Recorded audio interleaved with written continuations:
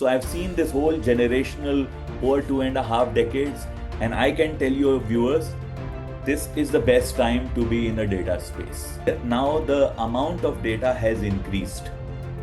But until you act on data and create some outcome of that, so that's when the transformation of business processes, how you present the data, how you contextualize the data, and how you communicate.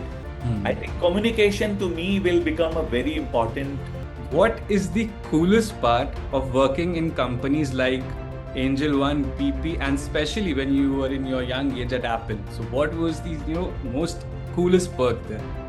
From a data angle, I'll answer this. I think one is there are many smart people. Welcome to the CXO Café series by Coding Ninja's 10x Club, an exclusive opportunity for Coding Ninja learners to engage with top industry leaders and gain first-hand insights.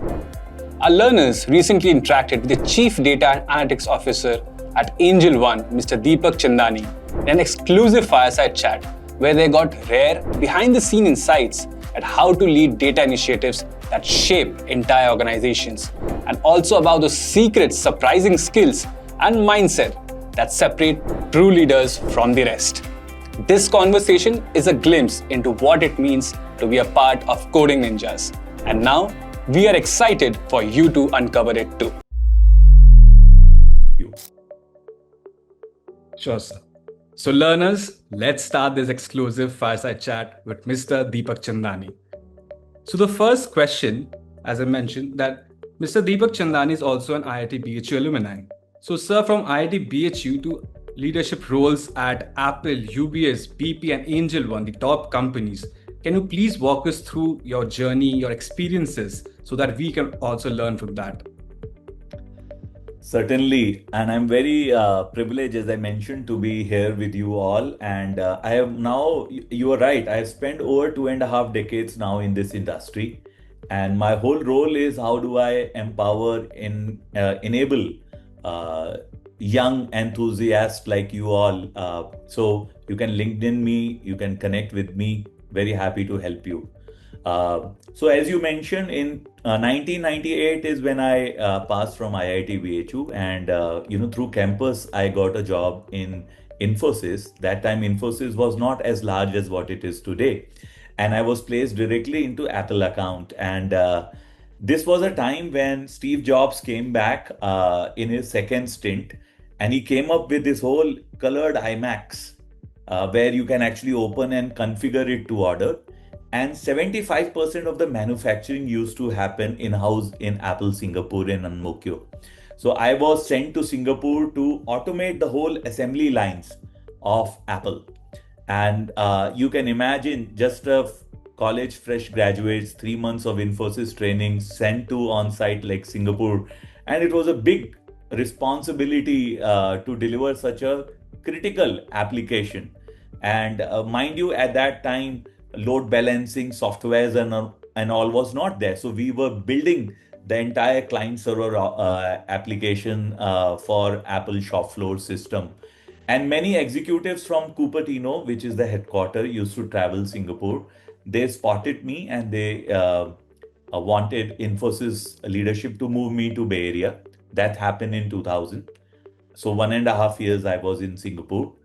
And there I then automated the entire total compensation for Apple, and then things keep on going. So 2002 is when the pivotal shift happened, where I, instead of working on application development, I moved into data warehousing, analytics, related projects.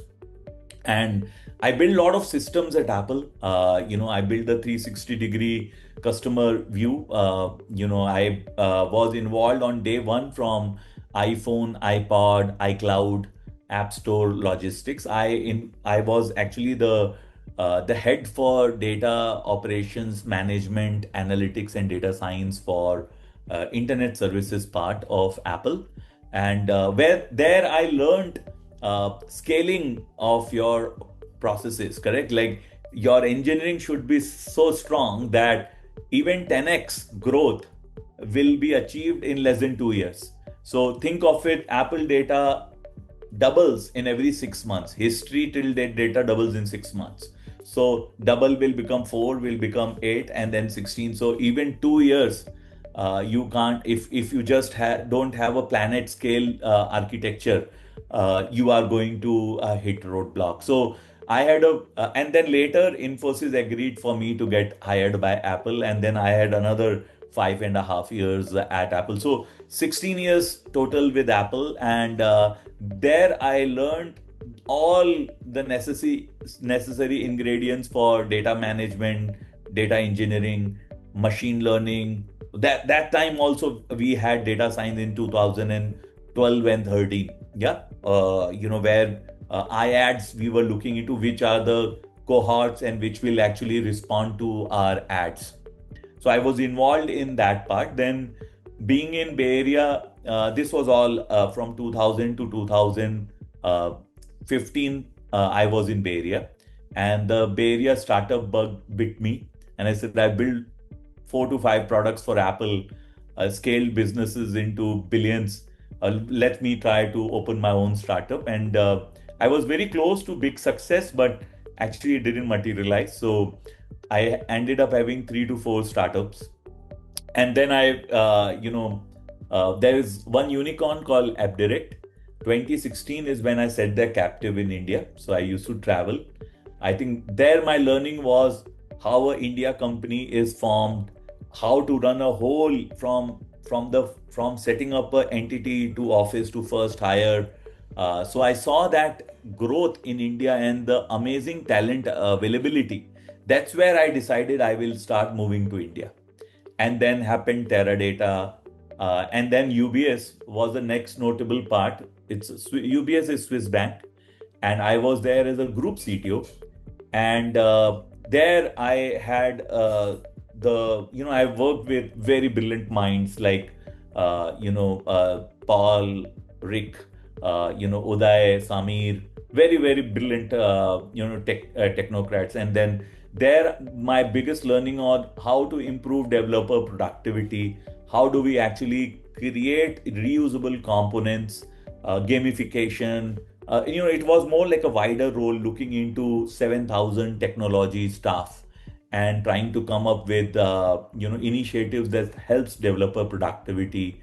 And mind you, COVID hit during that period, and Swiss bank was so secure, and within 4 weeks we have to move all our employees from behind the barrier to work from home.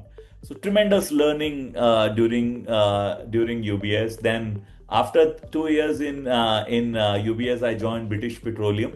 They had a digital center in Pune, where I was asked to head again a CDO, data function, global data function. And I had teams in Malaysia, Poland, UK, and India. And there the learning was how to set up a whole digital team, engineering team in India.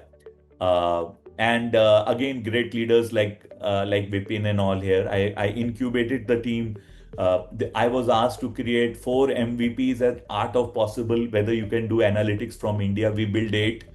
And then I moved on to Angel One, which was my last company. Amazing company, great opportunity. There I was tasked to create a unified data platform so that you can trust the data and create metrics, KPIs in an unbiased way. So all functions of Angel One can view single consistent view of that data, and build a lot of machine learning, data science initiatives that help in predicting the lifetime value, first year revenue of customers, that can help in how much we should spend on customer acquisition as well as how much we'll get from the customer. We try to look into the product side of optimizing customer journeys and building a whole view of how the customer interacts with the platform and make it frictionless.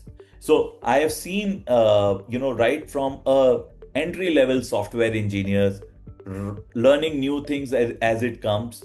So the life started with mainframes and COBOL. and then went to client server technologies, then went into the initial Oracle data warehousing part, then came MapReduce, the whole Hadoop part, then came the cloud journey, and now the Gen AI and other DSML kind. So I've seen this whole generational over 2.5 decades, and I can tell your viewers, this is the best time to be in a data space. Sure, sir. And I just was listening to your journey, and I could certainly say that Mr. Deepak is the pioneers. As you understood from starting from iPhone, he was there when iPhone was started, all the data behind that. And so this was an amazing journey, as you said, and our learners could be inspired. It's starting from an initial position, but and just learning on the way and going to a leadership roles. I can give you a fun fact. Yes, sir. My team was responsible for killing the Walkman. Because the young people will not even know equipment called Walkman. That was a treasure when we were growing up. Right, sir. iPod killed it. And Completely. finally, so nobody now it tells the power of digital technologies. Like the Kodak was the leader in photo cameras. So I have been involved in how the digitalization has disrupted and upsetted businesses which did not change with time. Correct. So the changing with time, I think that is the most important thing that we need to know. Perfect. So I'll just move to the next question. And this is also very important because as we saw your career journey. So what was the early decision that truly changed your career journey? Earlier I was a full stack engineer, and I realized that there were projects coming, say, for example, the shop floor system. When I build it, one or two further refinements, but the project will have requirements and it will end. Then you have to move to the next part. Similarly, when I built Merlin, which was the HR system, you will get a fixed scope, you will deliver, and then you will always go to the next part in an application development environment. Right. When I moved to data, I found that the data needs are always perpetual. Sometimes the feed will get delayed, sometimes the data will get corrupted, sometimes new business launches are happening. So the role of a data engineer and data analyst, machine learning, data science, it's perpetual. Every day, you will have to analyze new data, you have to look into the old trends, you have to come up with preventive mechanism, you have to prescribe new things. So one of the things which I did great in 2002 itself was that I moved from application development full stack to more like a data engineering track. I think that to me was one of the smart moves, and it provided me stability, and it provided me opportunity to deep dive as to how one should look into data and create value out of that data. Sure, sir. And today's, as you said, there is data coming in every day, and in today's time where everything is digitalized and huge number of customers and various data every day. So I think that is a very good learning for you learners that this is a perpetual thing, and you need to upskill yourself, and you need to completely learn everything, learn new every day. If I'm not wrong, sir. Yes. Okay, sir. So we'll move to the third question for today. So if you had to sum up your data journey in one word, what it would be and why? One word I'll call is transformative. Transformative. And why I'm using this word transformative is, the data was existing earlier. Now the amount of data has increased. Okay. But until you act on data and create some outcome of that.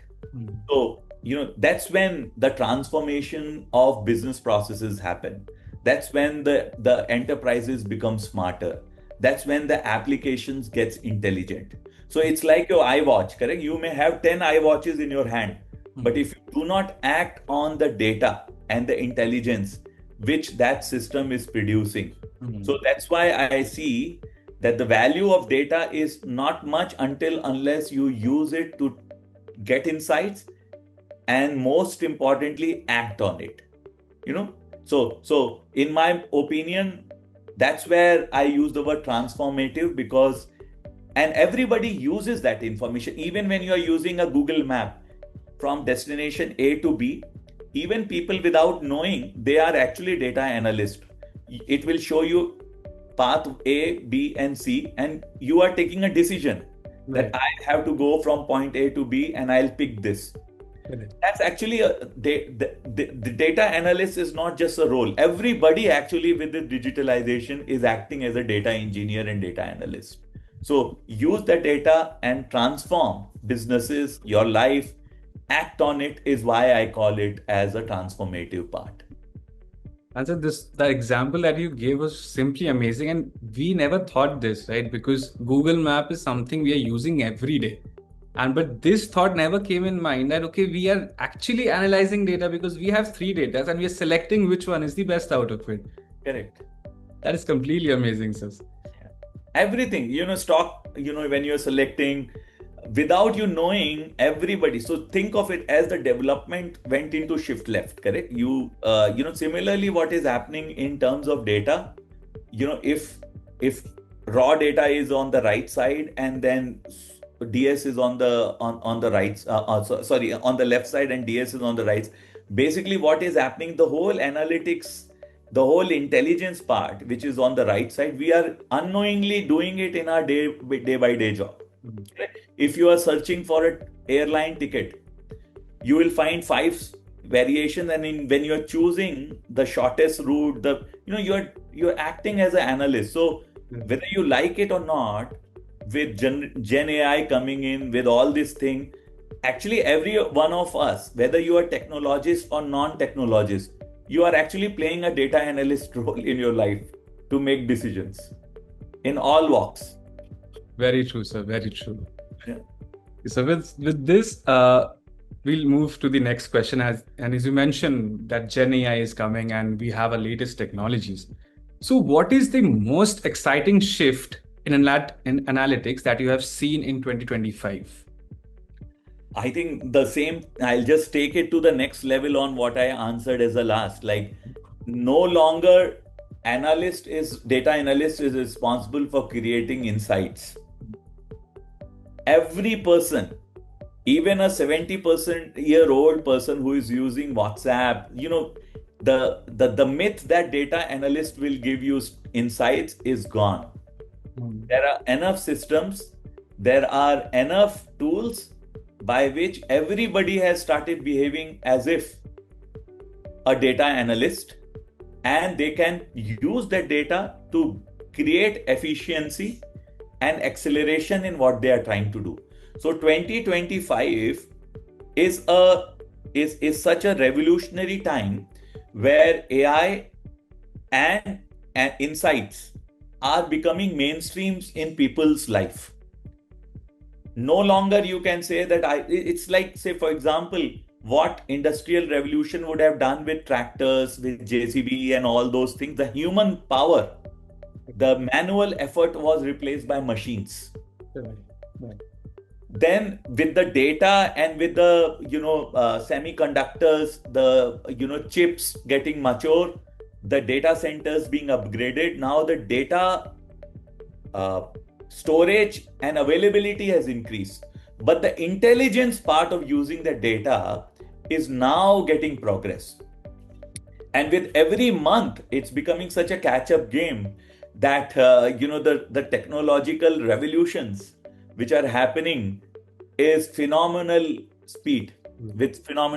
So that's the time right now. And so right now people are using ChatGPT, Growl and other things, correct?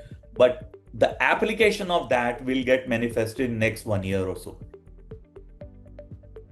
Sure, sir. This was a really great prediction that you have done, because you've seen things changing and you know where technology is going to change.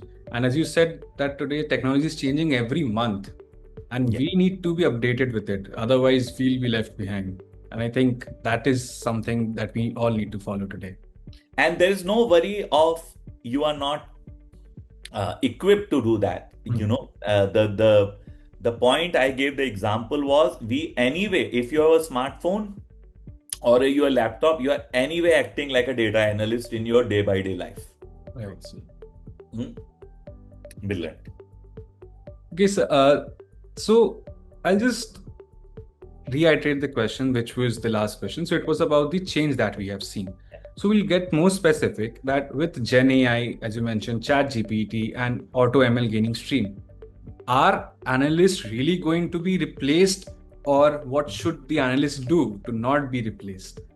See, this is a question which is getting bounced off very frequently. Yes, sir. And I will answer it saying that, if you know the understanding of ChatGPT, Gen AI, Auto ML, as you mentioned, and various other tools which is coming, and you are able to use the power of those tools to increase your speed of execution, your speed of learning, your speed of performance, you will not have any problem. In fact, your salaries will double, triple much faster. If you will not make yourself acquainted with this changes which are coming, then you may have to get out of that technological space and be more towards, where more human touch is required. There more people assistance. So in case of technological jobs, it's mandatory now to understand these powerful features which are coming to create your efficiency. What work used to be done in 6 months, now with these new tools, it will be an expectation within next 6 months to 1 year that you should be able to do it in a week or two. True. And that will be solely possible if you are able to leverage these tools effectively for you. So this is the shift of expertise which will happen in the next 2 years to 3 years is what I am forecasting. So if you make and these tools are not very difficult. It's like just it's like when you drive a car, you don't know what goes in the combustion engine right now. Correct. Do you know that? No. You know how to, with 4-5 accelerator, brake, steering wheel, few, other parameters, you can control and have a safe experience. Correct. Same thing will happen in this. You don't need to know many things which are under the hoods of this technology, but you need to know how to run the technology and automate things, make it fast. I think those are the two important aspects which will decide the outcome of who stays in the game and who gets retired hurt. That was really, and I mean, because this is a question, as you said, it is popping out everywhere. Everyone is having this question, and I think in every domain that will AI replace us? And this was an amazing answer that you gave, and very specific that why this is going to happen. I'll just share one thing, a very thought which I heard a few days back by Jensen Huang, the CEO of NVIDIA. So he also had the very similar answer that you gave. He said that AI is increasing productivity. Correct. And if the productivity is increased, which company in the world has ever done that? Their productivity is increasing, their profit is increasing, and they lay off people. Correct. So if 10 people are doing a work of 20 people, then they'll hire more 10 people and they'll do the work of 40 people. So I think, but the main thing, as you said, you have to use AI. You should know how to use the perfect, the limit of AI to make yourself more productive. Brilliant. Yeah. If you're moving to a bullock cart to a car, then whatever time you are saving or a plane, then you have to do that, use that time on a right way. I think that's the crux of these tools. Yeah. Correct. Brilliant. Yes, okay, so we'll move to the next question. So we had questions about your professional journey, understanding your experience. Then we understood about the text that is going to disrupt and people are scared about it. So after knowing this, we'll get to the questions where learners can get in this path and also start growing in today's competitive landscape. So from a non-tech background, what is a realistic or what should be the best approach to go or get into analytics domain? So, very good question. And if you see, I answered part of it in the beginning itself, that if you're scared that you are entering into this zone, I'm giving a good news that you are already in this zone. Yeah. So there are various things. What you can do is first uh, understand how these tools work. And suppose you are a CA, or you are a travel agent, or anything, medical advisor. You need to use this tool to effectively learn faster, because earlier what used to happen was knowledge was people dependent. So you have to really go at 5, 10 people, get the right information. Some of them will be bluffing, some will be true knowledge. Now all that thing has been flattened.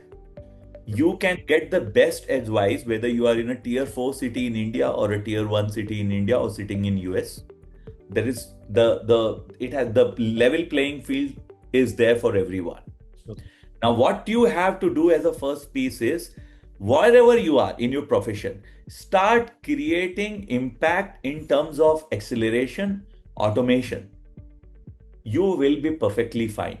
Let's say, for example, if you have to, if you are a cook, a chef, correct? You can use generative AI, saying how I can create my YouTube channel, what is the kind of studio I need, how I can create my marketing, how I can get my customer, how can I monetize. All these things you can get in less than 2 hours. Correct. Very good. Correct. Earlier, it was very people dependent, and you need to get experts. So this is where, and I gave just the example of one, and it goes for everything. Even when you are a student, you are doing research. Now that knowledge acquiring part is solved. Just like the tractors and all this big stuff to remove the human power dependency, the knowledge aspect is now completely brought in. What you need to do is, once you have this knowledge, how do you act on it? So that's the differentiation zone where we are going as a humanity. And this is very important. Yeah. Because this intelligence is there. Now, using this knowledge and intelligence, I'll use knowledge and intelligence interchangeably. You have to make actions from this knowledge and intelligence, and that's the mantra for growth. And learners do keep this in mind, because the purpose of interacting with Mr. Deepak Chandani is understanding his suggestions and advices, because he has seen a long journey, and this will surely help you in today's landscape how to stand out. So note down and do follow whatever he's saying, because I give you a very good advice on simple advice, correct? You see a physical world, how things are going. Now you can just look at it, use the power of GenAI, and see how you can actually figure out 2 or 3 simple process improvement. That can be your startup with less than even 10,000 rupees. But that should create a value to people. True. Correct. So I'm saying the opportunities are infinite right now. True, sir. And the opportunities are there, and we just need to be skilled and grab that opportunity at the right time to stand out. Brilliant. So the next question is a bit about the company, because you have scale teams at UBS, BP and AngelOne, and these are global companies. They have large teams. You have scale teams there. So what is the trait that makes an analyst very valuable to your team? That you see this analyst and you want, okay, these are the type of analysts that I want in my team. What I look for is a person should be curious. Yeah. So if you are in a data exploration fields, data analyst, data engineering, you should be curious on what to look for. Correct. And second thing which I look for is, when I say curious, it's exploratory. Mere ko sab aata hai, kind of the first reason I see, I reject that candidate. Correct. Second, what I see is, rather than I have to do from ground up, you should be a person who is resourceful and reuse assets. So if the problem has been solved, you don't have to solve it. You have to use it. You have to reuse it. That's the second trait I look. Yeah, because a lot of problems have been solved. If you again recreate from beginning, you will waste time. True. Correct. The third person which I look for is grounded. Like, person is open for suggestions, is a good a team player, can, numbers make sense for him. Because see, unlike the other engineering part, in the data analytics, data science, numbers play a very important role. So, that keen eye for numbers and improvements is very important. These are the three traits which I look for, how careful the person is. Suppose a person is coming for interview at, say, for example, Apple or Angel One, say, and they don't even know what was the last year total revenues or profit after tax, then that's a red sign for me, because a data analyst should know all these numbers, factually. Sure. And so this is completely correct. And I think this is, as you being a leader have these traits in mind. And I think this goes across companies and domains. And these are something, as you said, the most important every analyst or every person working in a corporate should have, any domain he's going into. That's correct. Yes, sir. So we understood these, there are technologies changing, everything is changing. Data, as you said, is all about numbers, and we need to understand and get insights. So if we could just go more specific that into 2025 and understand that what are the three unnegotiable skills that a data analyst in 2025 should have or must have. I think, as I mentioned, curiosity is one, correct? Using all these reuse of these tools, open for. So, I think the way I look at it is for a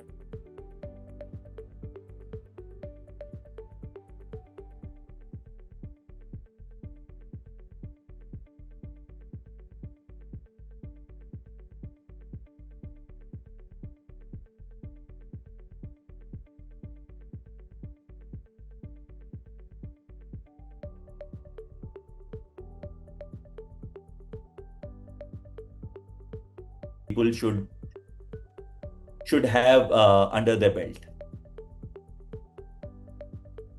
So I think there was a glitch from my side. I'm very sorry for that. No problem.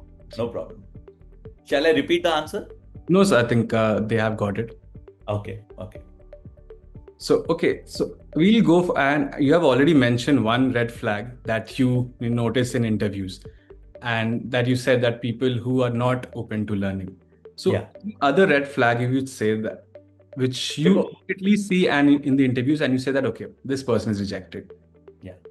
I think suppose a resume is there and there is no mention of numbers. Say, for example, this help in product increase in sales. But if the percentage is not there, what kind of a data analyst is that person? That's a sure no for me. So it's like measurement, quantification, and showcasing with right communication. Those are basics of data analysts. Correct. So I see, for if a resume doesn't have numbers, which is showing either positive or negative, that's a no for me. I don't want gyan getting thrown ki maine Python kiya hai, SQL kiya hai, ye kiya hai, wo kiya, and then at the end you don't see that from state to A to state B, have you moved your organization and how did you measure it? If I don't see a number, I just reject the resume. So very important points to remember, learners, because this is a very important part, as Sir said, the quantification of what you have done.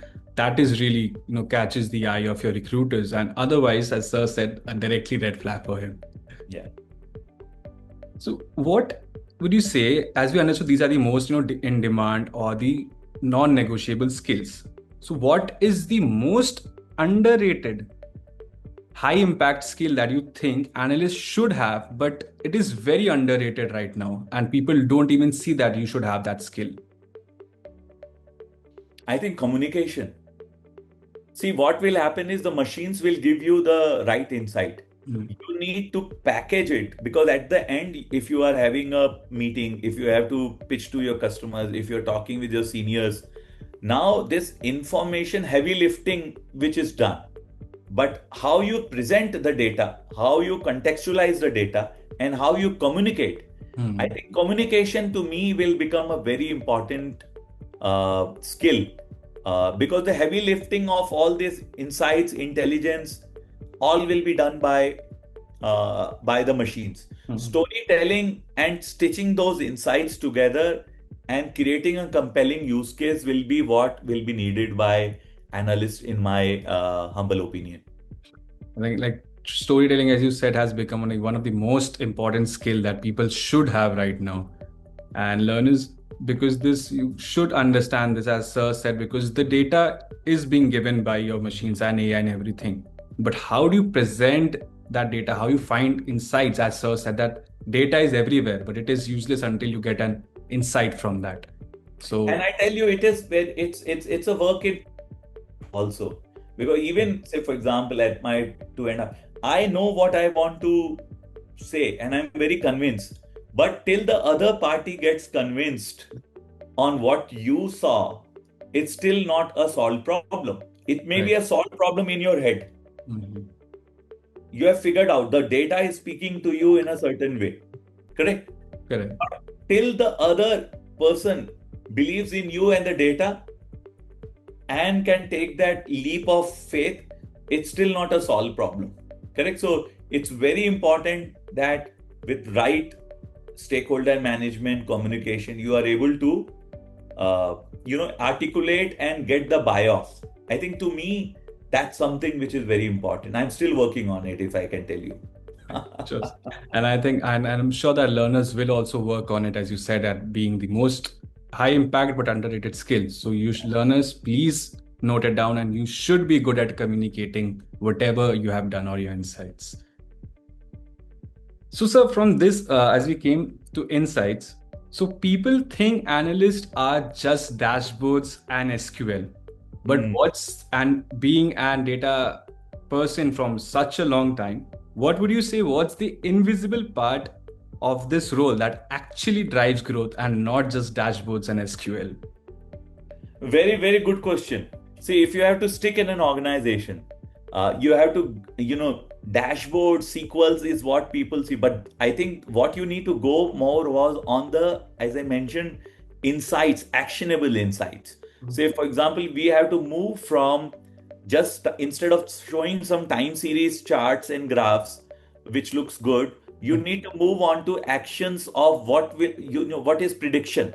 Suppose something is coming, okay, next 10 months, the demand will be like this, inventory will have a problem like here. You have to get into preventive, prescriptive, and predictive. I think if you can build your experience and have communication with your business stakeholders, with your various stakeholders on that part, ये data तो है, लेकिन जो दिख नहीं रहा है वो क्या है? That's an art. I think to me, longevity of analysts in my team, in my experience, is those which are able to show the aha, the eureka moments. Every day you will not be able to do that, correct? It's a skill, correct? But if you break up a monolithic problem into various levers, just like I was giving an example of, till you see a white light, it is useful. But if you put a prism and break it into 7 layers, and then you are at validating the violet part, the yellow part, it becomes even more useful. Similarly, if you can see but these are the 7 levers, 10 levers, and this lever will increase it by this, the second lever will reduce, the fourth lever is neutral. That's when your sales, your revenue, your various teams will take that as an input, and you are also helping the machine learning, the data science guy. You are actually helping them that these are the parameters where you should run your experiments first. And I think this is also the most humane part, which I think AIs will never be able to do, because getting insights, breaking it down, understanding, that is where humans will and always be required there. So in just one word, if you say, what separates a great analyst from a good one? Great analyst for a good one. Yeah, so I think a good one will get the job done. He will understand what the current process is and create metrics and reports which will make the business run as it is doing. That's a good one. But the great analyst will be someone, as I was mentioning, will say this is the current state. These are the 5 levers and show the elasticity of all those levers. And basically, when he has broken down that, he is actually handing over for automation, he is handing over for increase in productivity, increase in revenue. So, a great analyst is someone who is not showing a time series chart but also giving actionable insight at a level down, showing that if you do this, your sale may increase by 5%. If you do this, you may get a 15%. So when you quantify this extra information, because your prioritization needs to be done, your investments needs to be done, that gives an additional decision mechanism for the stakeholders, for your supervisor to take the next call. True. To me, that's a great analyst.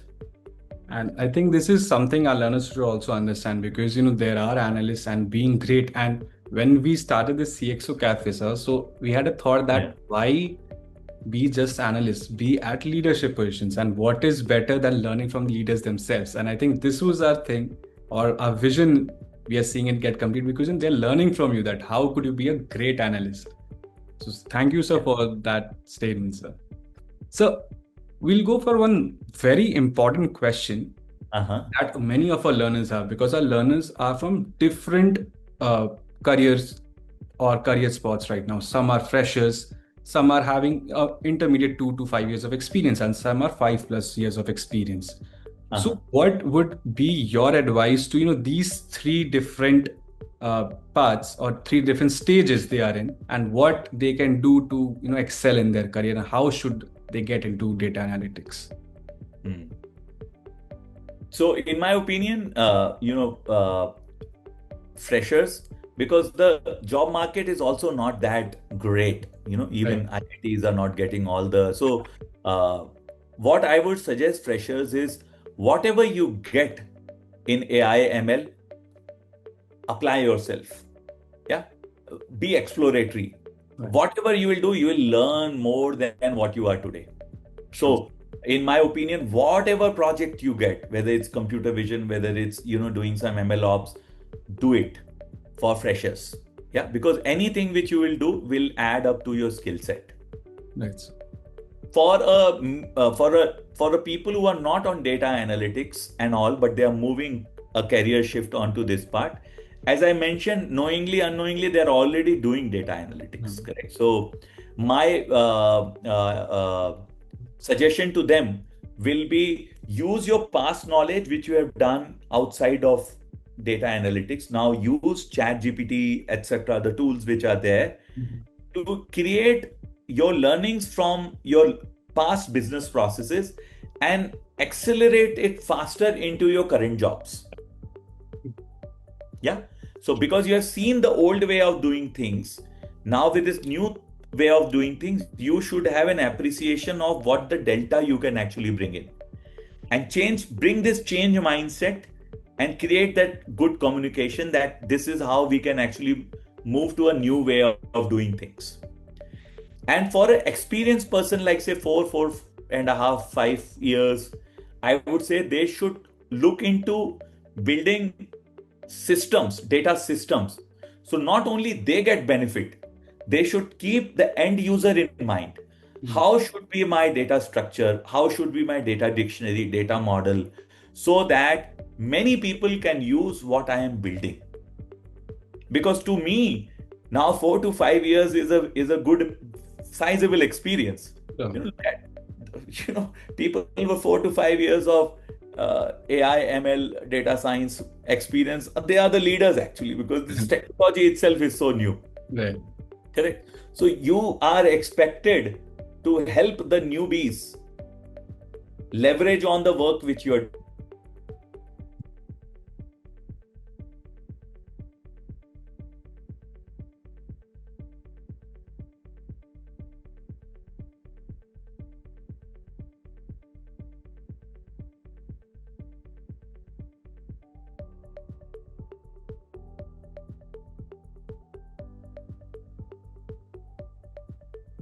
So, as you said about the aha moments also, sir.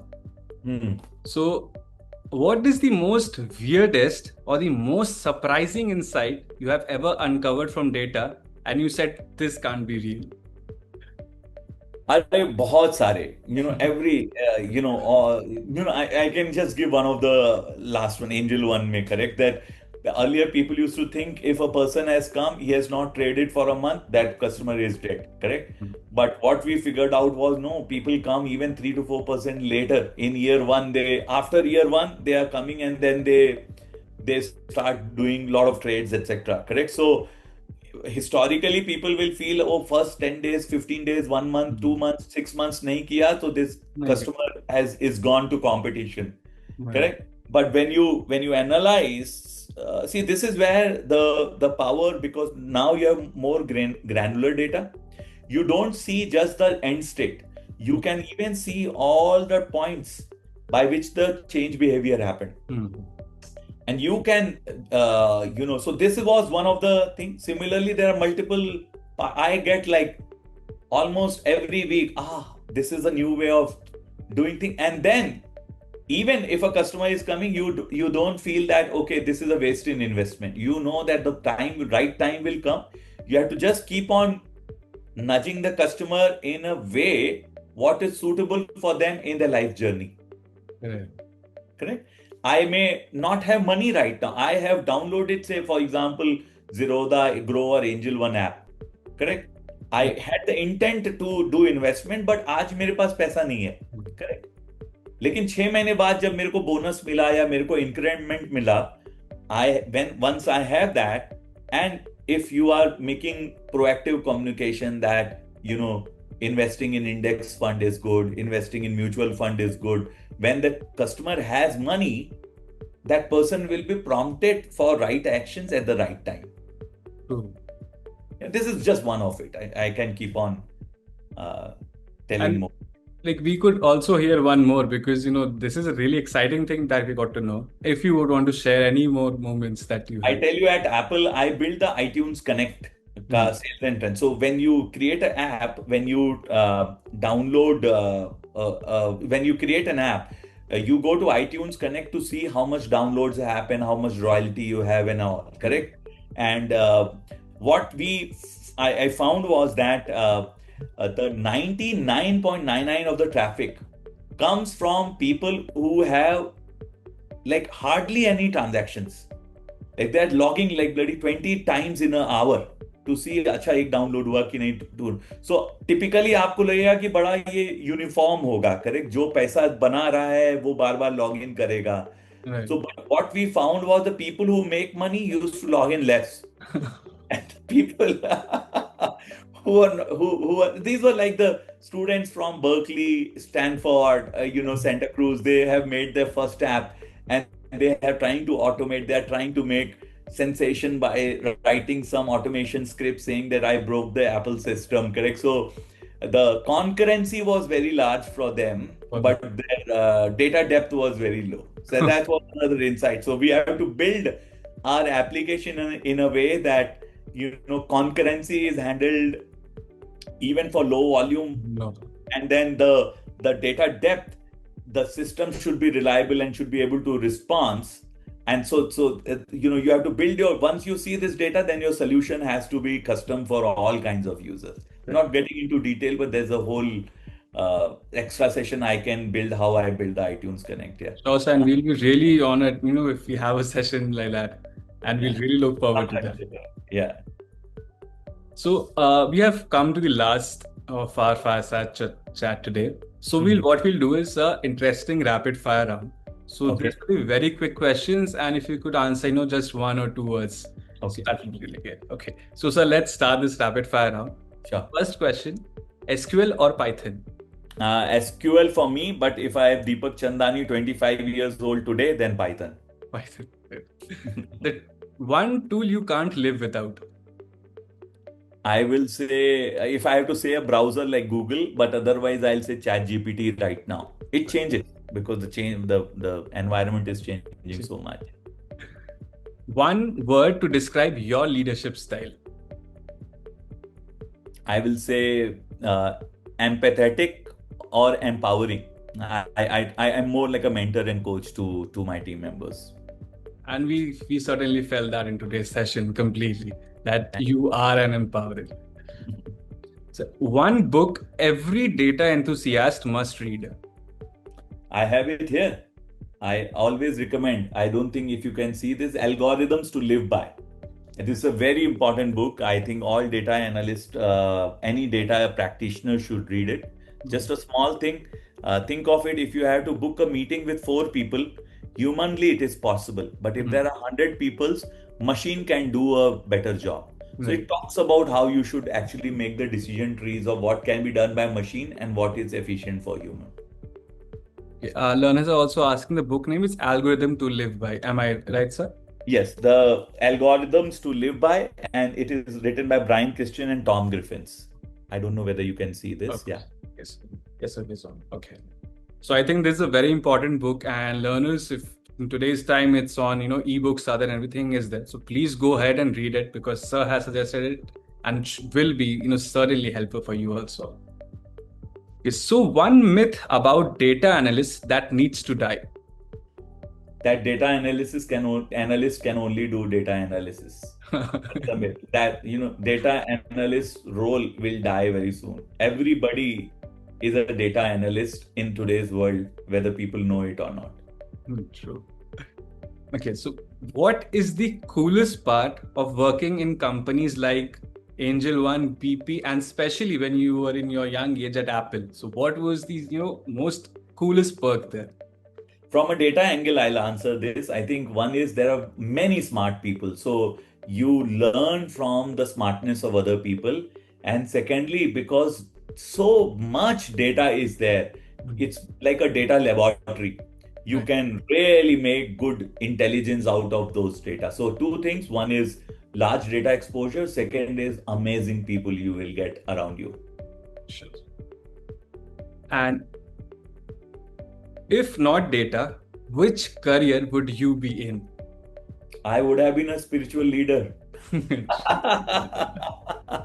I have a lot of love for spirituality, yoga, etc. So I think I would have been there, or maybe later I'll go that route.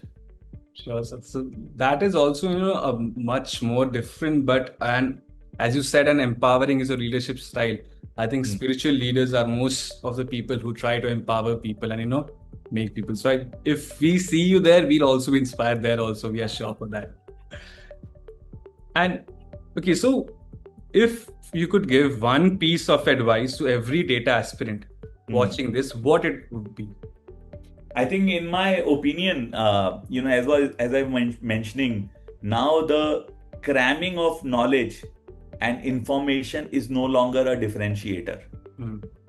Correct? You understood, like earlier machines did the human power, physical power. Now knowledge cramming and intelligence, that is also available at your fingertips. You have to just ask question. True. So if I have to give advice to my young fellows, I would say take care of your health, take care of your peace of mind, because the intelligence and mind work because you need to know when to rest the mind, when to use the mind. Yeah. So health, peace of mind, and being kind to people and nature. I think these are the 3 things if I have to tell young entrepreneurs, because right now all those, when we were growing, the differentiator was knowledge बहुत ही sparse था. Correct? You'll be lucky to get mentors. You'll be lucky to get a book. All those things are smashed completely. Now you need to have a peaceful mind. You need to have a good body, and you need to have an action-oriented framework and a longevity to deliver all these things. So the game for the next 25 years is going to be different than what the 25 years back game was. And a truly inspiring advice. And I think we all will follow this, that you said, that these 3 things matters, because knowledge is available to everyone today. But what sets you apart are these 3 things. And in just that connection, we would just, because we had started this 10x club with that vision, as you said, giving our learners the motive of getting connected to mentors who are industry experts, and they are taking sessions here. We are getting that honor and privilege to have leaders like yourself with us. So if you could give our learners that how this really helps their career, and how 10x Club, what the initiatives that we are trying to do, how they really impact their career and how necessary it is for them. I would suggest take the advice not only from me, but various other mentors, because by doing that, you're saving your 20-25 years of what we learned.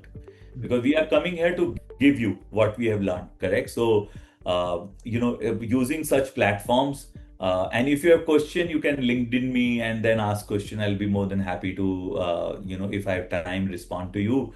And there can be more leaders like me who are coming in. So, see, this is the beauty of tech disruption. Now, practically, you can talk with anybody, one to one. Plus, you have a whole guru of ChatGPT with you. You can ask anything around the planet with that tool, and you will get the response. True. Correct. If even I'll tell you, if you do not know how to do FNO trading, say for example, correct. If you go to ChatGPT and try to learn, here you would have to go to 5 people to understand. You will get a step-by-step guide. So the biggest mentor right now is the GenAI tools like this. So it could not have been a better time for data enthusiasts to living right now, because this is a time for data, AI, machine learning, and DS. Sure. So, sir, these were some questions that we had tried to curate and understand from your career and gain this experience. And this was from what we had created. So, if, with your permission, if you would want to take any 2 or 3 questions from our learners. So yeah. Pick up any. I am not reading it. You can just pick and I can answer. Sure, sir. So we have a question from Siddhartha. So he asked that when an interview is happening, so when interview happens, then why did interviewers reject candidates who are using R and AI for clearing interviews? So this is, I think, an question, because we say people use AI, but when people are using AI in interviews, they are getting rejected. So what do you think about this? See, there is a integrity and honesty part there, correct? So if the interview is checking how you're applying your brain, and what will happen is a very good Siddharth question, because fundamentally how we used to operate 6 months from now will be very different, because at that 6 months before, if you're using R and AI, people used to reject. I think in coming 3 months, 6 months, it will be allowed to use that, because people will give you a problem of, can you create an agentic workflow using the tool in 5 minutes? Right. So it will change. I think as we are in the cusp of big change, I want my candidate to know how to drive a car rather than, safely, than knowing the combustion engine details. True. Correct? That's the way I treat it right now. So, Siddharth, you will see that changing very quickly.